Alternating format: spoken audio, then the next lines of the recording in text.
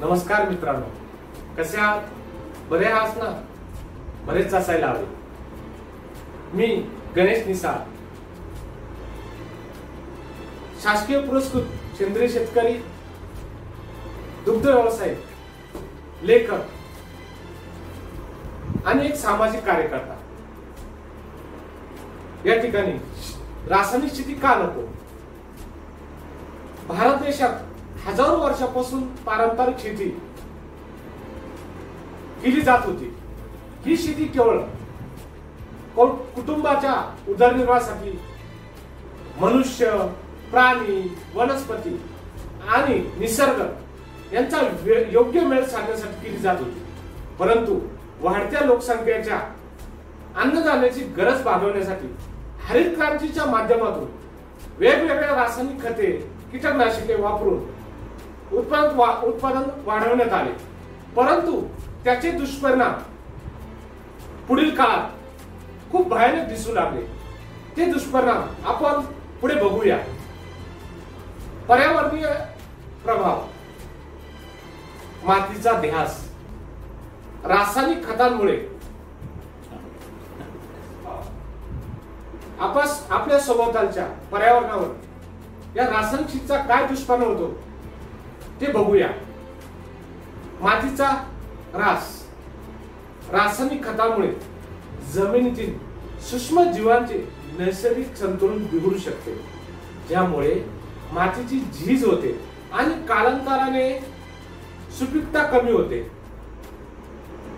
जलप्रदूषण, रासायनिक खते आणि कीटकनाशकांनी उपचार केलेल्या शेतीतून वाहून जाण्याने पाण्याचे स्रोत दूषित होऊ शकतात, ज्यामुळे जलीय परिसंस्था आणि मानवी आरोग्यास हानी पोहोचते.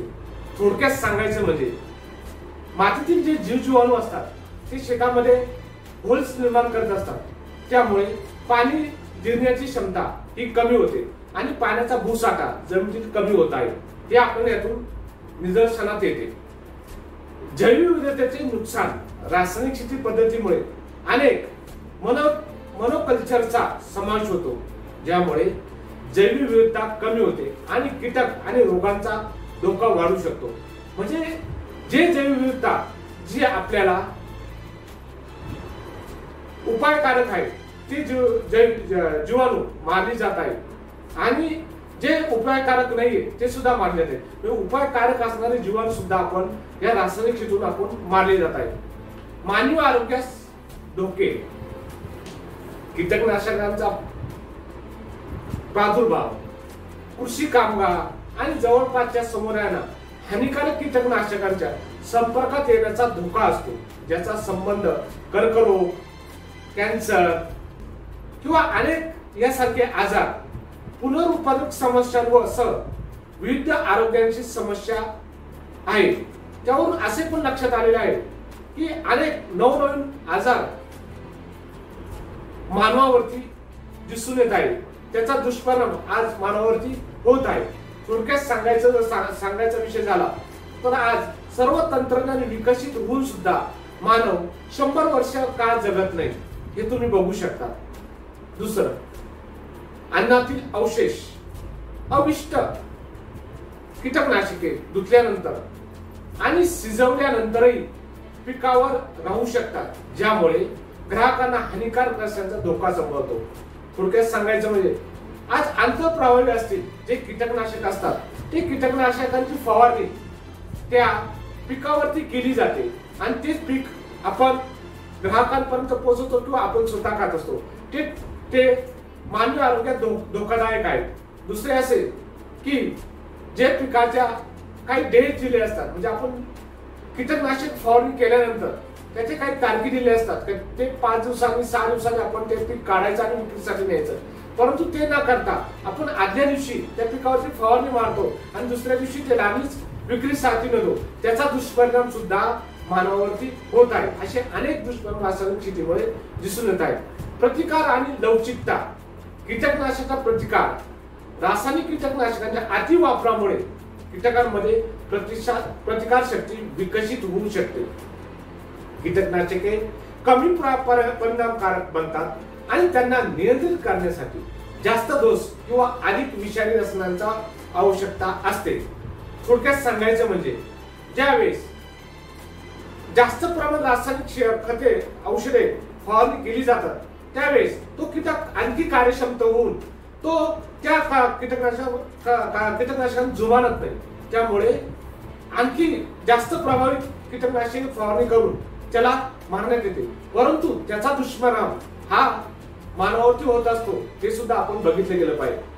हवामान बदलांसाठी लवचिकता, शाश्वत शेती पद्धती जसे की सेंद्रिय शेती, ॲग्रो इकॉलॉजी अनेकदा जैवविविधता आणि मातीच्या आरोग्यास प्रोत्साहन देतात, ज्यामुळे हवामान बदल आणि अत्यंत हवामानाच्या घटनांशी लवचिकता वाढू शकते.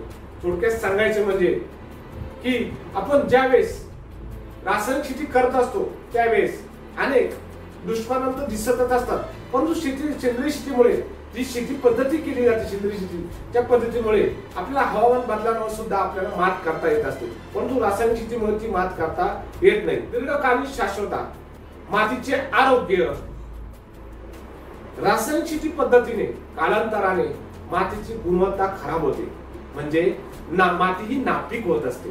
तर शाश्वत शेती पद्धती निरोगी माती तयार करणे आणि राखणे यावर लक्ष केंद्रित करतात, जी दीर्घकालीन कृषी उत्पादकांसाठी आवश्यक आहे. ही माती जी आपण रासायनिक शेती करत असतो त्यामध्ये अनेक सेंद्रिय शेती करत असतो त्यामध्ये अनेक जीवजीवाणू असतात. रासायनिक शेतीमुळे ते जीवजीवाणू आपण मारून टाकत असतो, त्यामुळे त्या ठिकाणची जी जैवविविधता असते ती नाश पावत असते. त्यामुळे आपल्या शेतावरती अनेक दुष्परिणाम त्याचे दिसून येत असतात. संसाधन संवर्धन, शाश्वत शेती तंत्र जसे की पीक रोटेशन म्हणजे पिकाची फेरपालट, कव्हर क्रॉपिंग म्हणजे आंतरपीक पद्धती, एकात्मिक कीड व्यवस्थापन म्हणजे आपण एकात्मिक कीड व्यवस्थापन कसं करणार याचा विचार, पाणी आणि ऊर्जा यासारख्या संसाधनांच्या कार्यक्षम वापरास प्रोत्साहन देते. बाह्य निविष्ठांवर वरील अवलंबित कमी करते. म्हणजे रासायनिक शेतीमुळे अनेक आपण जी आंतरपीक पद्धती आहे, मिश्र पीक पद्धती आहे किंवा फेरपालट पद्धती आहे ती विसरली गेली आहे. त्यामुळे आपल्या शेतावरती सुद्धा त्याचा दुष्परिणाम होत असतो, जेणेकरून अनेक पिके जे शेतासाठी उपयोगी असतात, जे आपल्या शेतामध्ये अनेक घटक निर्माण करत असतात, ते घटक सुद्धा आपले कालांतराने कमी झाले. दुसरं असे की आपण यामध्ये अनेक विकसित बियाणे आपण निर्माण केले आहेत, म्हणजे जे बियाणे आपण शेतात पेरणी करत असतो, परंतु ते हायब्रिड बियाणे असल्यामुळे ते पुनर्वापरास आपल्याला उपयोगी पडत नाही. ते तो उपयोगी पडतच नाही, पुनश्च त्याला त्या पद्धतीने कीटकनाशक असतील काही अन्नद्रव्य असतील त्याला जास्त प्रमाणात लागत असतात. म्हणजे ही सुद्धा विषमता आपल्याला या शेतीतून दिसून येत आहे. म्हणजे रासायनिक शेतीचे हे दुष्परिणाम आपल्याला पुढील दृष्टिकोनातून दिसून येत आहेत. आर्थिक बाबी, निविष्ठांची किंमत बघितलं शेतकरी मित्रांनो बघितलं गेलं पाहिजे. रासायनिक शेतीसाठी बऱ्याचदा कृत्रिम खते, कीटकनाशके, तणनाशके यांची महत्त्वपूर्ण आवश्यकता असते, जी शेतकऱ्यांसाठी विशेषतः विकसित देशांमध्ये महाग असू शकते. म्हणजे रासायनिक शेतीमध्ये एक खतांची किमती वाढत चाललेल्या आहे, परंतु त्या पद्धतीने जे आपण पिकाचं उत्पादन घेतो त्या उत्पादन पिकाला तितका भाव मिळाला पाहिजे तो भाव मिळत नाही. म्हणजे हा सुद्धा आपला एक रासायनिक दुष्परिणाम दिसून येत आहे.